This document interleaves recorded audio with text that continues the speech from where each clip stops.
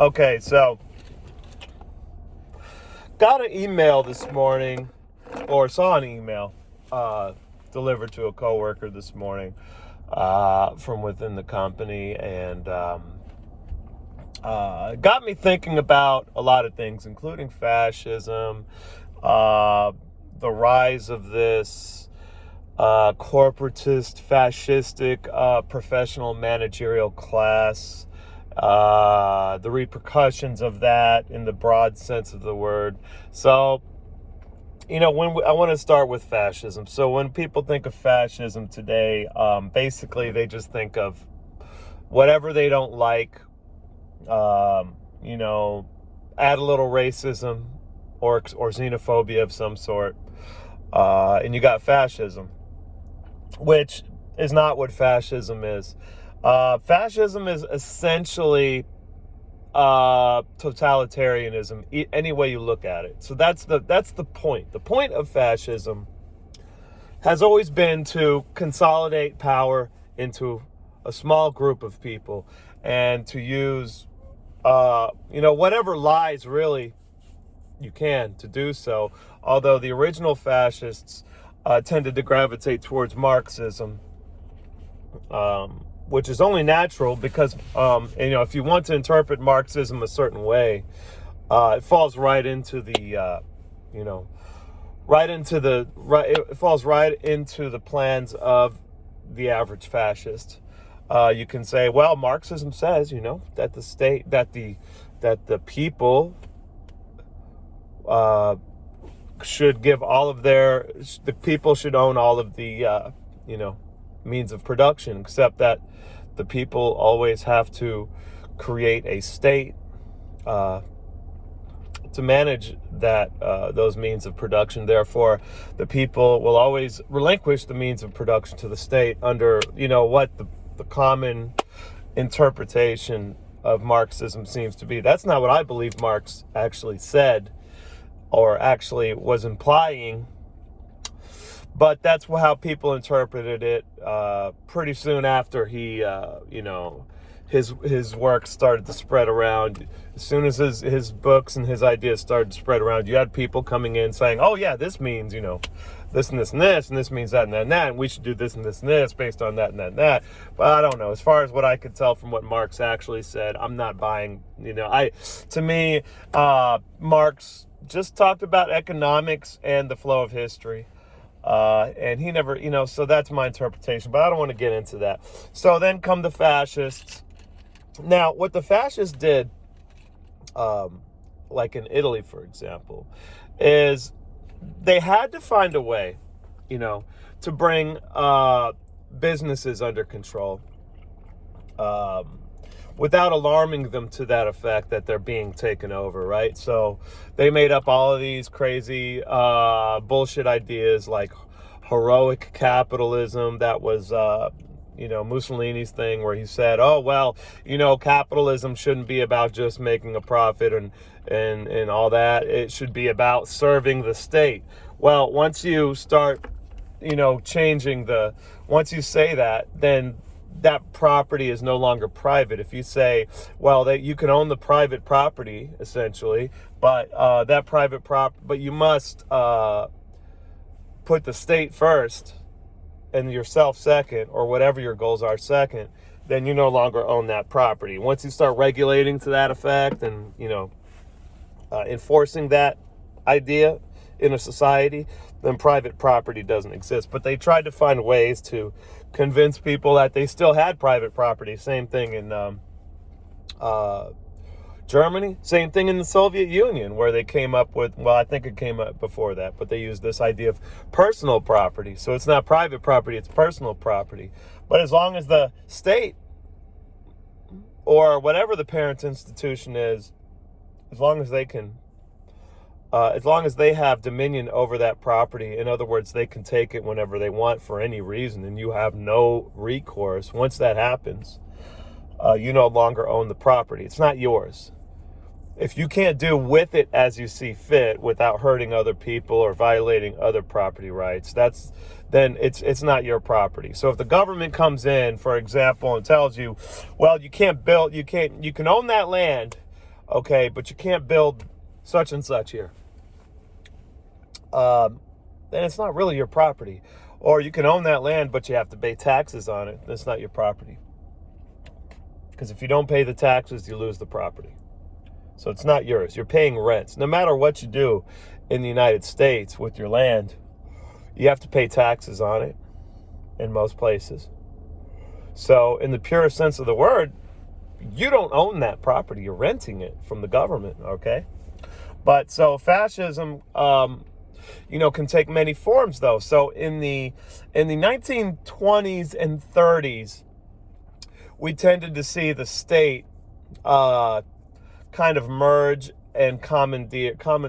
with and commandeer the private sector, usually through surreptitious means like regulations, and this steady trickle of regulations that eventually amounted to a complete takeover of the private sector. That's what happened in Italy.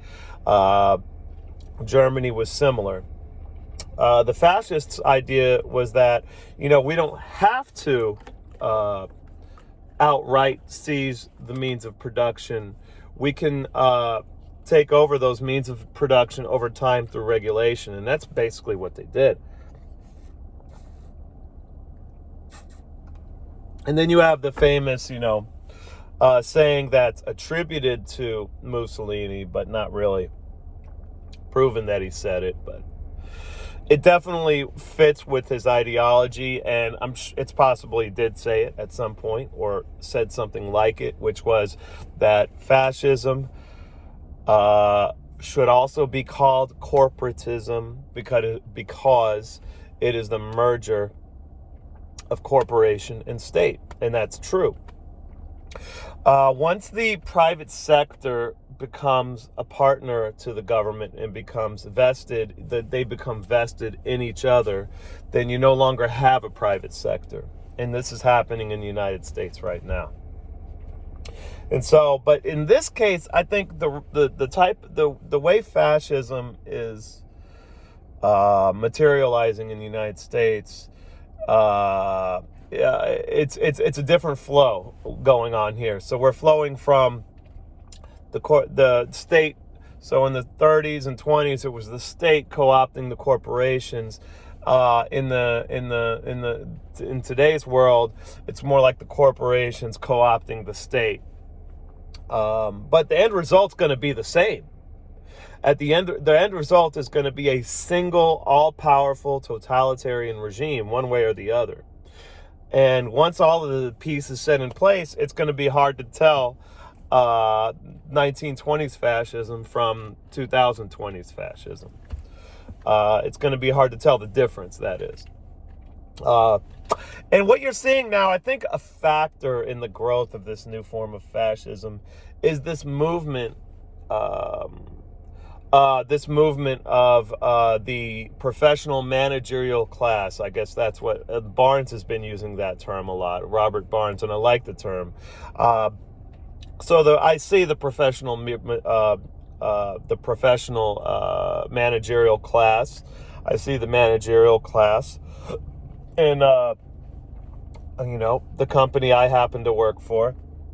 And what I see is a movement nationwide of people who would rather be managers than workers. And what we're seeing is this ballooning growth of the managerial side of every corporation. No one wants to do what I do anymore. No one wants to do it. No one wants to travel around and do what I do. No one wants to be a grunt. And grunts get mistreated.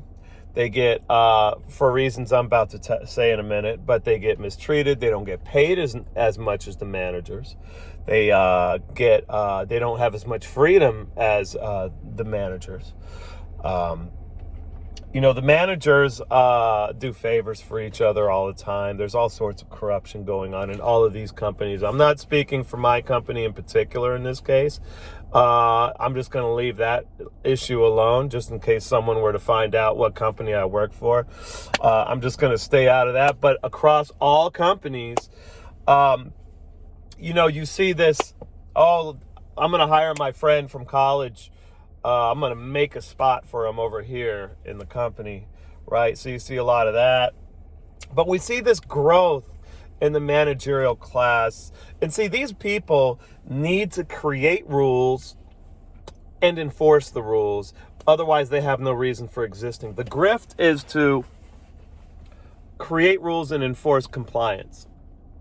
And so what they're doing in all these companies is they're coming in, micromanaging, just making rules just to make rules, because otherwise they don't have a reason to be there, right? So they have to come in, they have to, go through the motions of this big scam that, they learn in business school, and then they make rules, and then they enforce them, and that is their job, and that's what they're getting paid to do. They're not adding a lot of them. See, I'm not saying that no managers are needed, but once you get to a surplus of managers, once you get heavy on the middle management or top management, now they're sucking productivity away from the company.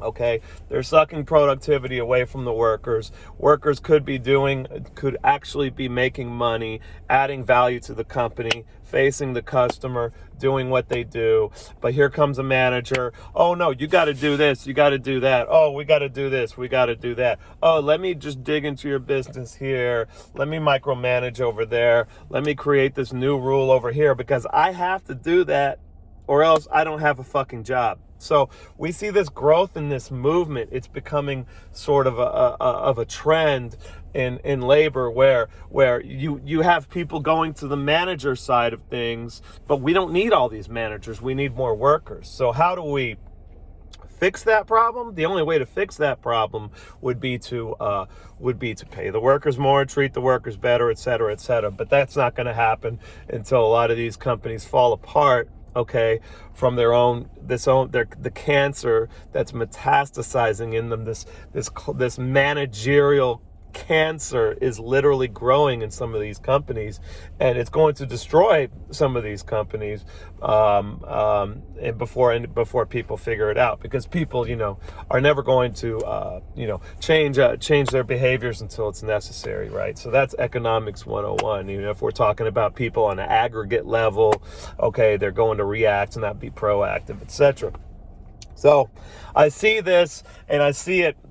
I think it's already having an impact on the economy, and I think it's going to continue to reduce productivity. I mean, we've had low productivity growth, as I've said time and time again, since the mid-2000s, and it's only going to get more and more stagnant, and that's why we're going to see more the supply push inflation is never going to go away. We're going to have high inflation, in my opinion, for the foreseeable future. We might have deflationary recessions here and there, but I think the average over time is going to be like 5%, and that goes back to what I'm saying. You have this trend towards people favoring managerial class jobs, okay, over productive jobs. And managers can be productive as well in the right place, doing the right when they're focusing on the right things. But when you have twice, 3 times, 4 times as many managers as you need, okay, then it just sucks productivity right out of the company. You see this in the military. You see this in a lot of government agencies, and this goes back to the fascism aspect of it. There's so much regulation now, and there's so much regulation. There's so many taxes. There's so much that these companies have to deal with the government. They're all scared of the government, so that's part of the merger. The merger is going both ways. You have companies basically buying out government, and you have government basically co-opting companies.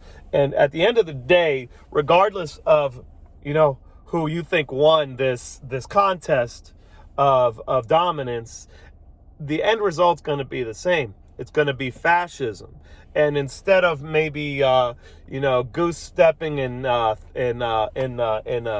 high calf or calf high boots and in military uniforms, we'll be goose stepping in a different way in business suits or something, and this is a problem.